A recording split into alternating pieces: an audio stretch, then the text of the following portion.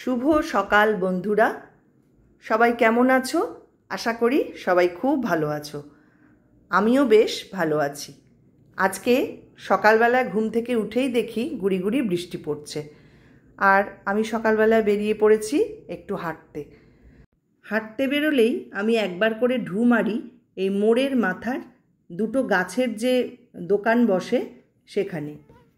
দুটো দোকানের মধ্যে এই যে দাদার দোকানটা, এই দাদা রোজ বসে না, কিন্তু দাদার গাছের সংগ্রহ বেশ ভালো এবং গাছের কোয়ালিটিও খুব ভালো আর দামটাও বেশ ন্যায্য। দাদার সঙ্গে কথা বলে জানতে পারলাম যে দাদার কাছে পদ্ম গাছ আছে, আর আমার নতুন বাড়িতে এখনও আমি পদ্ম গাছ লাগিয়ে উঠতে পারিনি। তাই দাদার কাছে রেডিমেড পদ্ম গাছ পেয়ে দাদাকে বললাম যে বাড়িতে দিয়ে আসতে। বাড়ি চলে এসেছি।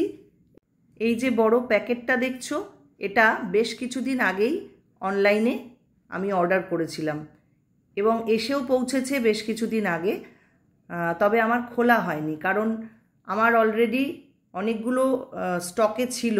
এবার স্টকটা যেই শেষ হয়ে গেছে, তাই আজকে ভাবলাম এটা খুলে নিয়ে সমস্তটা একটা কৌটোতে ভরে রাখবো।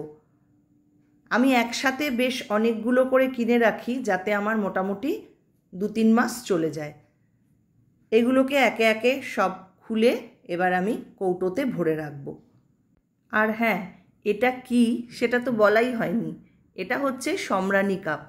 তোমরা অনেকেই হয়তো জ্বালাও, আর আমি তো ভীষণই ভালোবাসি এই সম্রানী কাপ ধূপটা জ্বালাতে। সন্ধ্যাবেলা আমি রোজ একটা করে এই ধূপ জ্বালাই, যার জন্য এটা আমি একবারে কিনে রেখে দিই, স্টক করে রাখি। এদিকে আমার সেই গাছের দাদা চলে এসেছে পদ্ম গাছটা দিতে।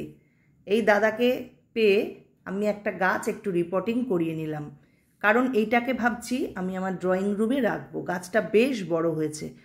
এই গাছটা হলো চায়না ডল। এই গাছের পাতাগুলো যেমন সুন্দর শাইন করে, আর গাছটাও ভীষণ সুন্দর দেখতে। পাতায় হাত দিলে মনে হয় যেন প্লাস্টিকের পাতা, এত অপূর্ব গাছটা।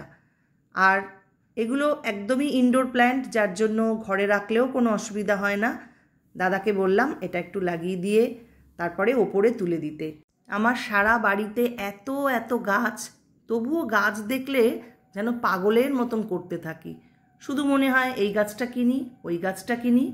এই দেখো, ড্রয়িং রুমে এই গাছটাকে রেখে কি অপূর্ব দেখতে লাগছে। আমার তো মনে হয় ঘরে খুব দামি আসবাবপত্রের দরকার হয় না, খুব সুন্দর সুন্দর গাছ দিয়ে সাজিয়ে নিলেই ঘরটা অপূর্ব দেখতে লাগে। তোমরা কি বলো? তোমরাও কি আমার সাথে একমত? আজকে আবার একটু ভেবেছি বিকেলের দিকে যাব মুভি দেখতে। আসলে ছেলের পরীক্ষা চলছিল, যার জন্য অনেক দিন ঘর থেকে বেরোনো হয়নি।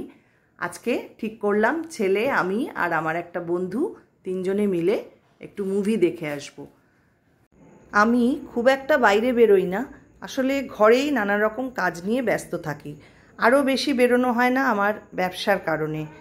বিজনেস নিয়ে এতটাই ব্যস্ত থাকি যে বাইরে বেরোনোর একদমই সময় হয় না। তবুও মাঝে মাঝে মনে হয় যে একটু দম নিয়ে আসি, এবং তার জন্যই এই কাছে পিঠে একটু ঘুরে আসা। আজকে যেমন যাচ্ছি একটু মুভি দেখতে, আবার কিছুদিন পর আবার ইচ্ছা আছে একটু অন্য কোথাও যাব। যাই হোক, বেরিয়ে পড়লাম আমি আর ছেলে। এই যে আমার ছোটোবেলার স্কুলের বন্ধু দীপান্বিতা, ওকে বলাই ছিল যে আমরা দুজনে বিটি কলেজ বাস স্ট্যান্ডে এসে মিট করব। আমি একটু আগেই চলে এসেছিলাম, তারপরে আসলো ও। তারপরে আমরা একটা অটো করে এই যে এসে পৌঁছালাম সিনেমা হলে। সিতারে জমিন পর, আমির খানের এই সিনেমাটা একদম নতুন বেরিয়েছে, তাই আমরা ঠিক করেছিলাম যে এটাই আজকে দেখতে যাব। আর সবথেকে মজার ব্যাপার হলো, হলে এসে দেখি পুরো হল ফাঁকা। আসলে আমরা 15 মিনিট আগে পৌঁছে গেছিলাম, কিন্তু এতটা ফাঁকা পাবো বুঝতে পারিনি। একটা দারুণ মজার অভিজ্ঞতা। সারা হলে আর কেউ নেই, আমরা শুধুমাত্র 3 জন। ছেলের হাতে ক্যামেরা দিয়ে, মানে ক্যামেরা বলতে মোবাইলটা দিয়ে, আর আমরা মজাস্তে ছবি তুললাম, ভিডিও করলাম, আর মুভিটা তো দারুণ এনজয় করলাম। সব কিছু কমপ্লিট করে লাস্টে আমরা একটা রাস্তার পাশে ছোটোখাটো রেস্টুরেন্টে বসে একটু টুকটাক খাবার খেলাম। তারপরে বাড়ি ফেরা। আজকের ভিডিওটা এখানেই শেষ করলাম। সবাই খুব ভালো থাকবে, সুস্থ থাকবে। পুরো ভিডিওটা দেখবার জন্য সবাইকে অনেক অনেক ধন্যবাদ।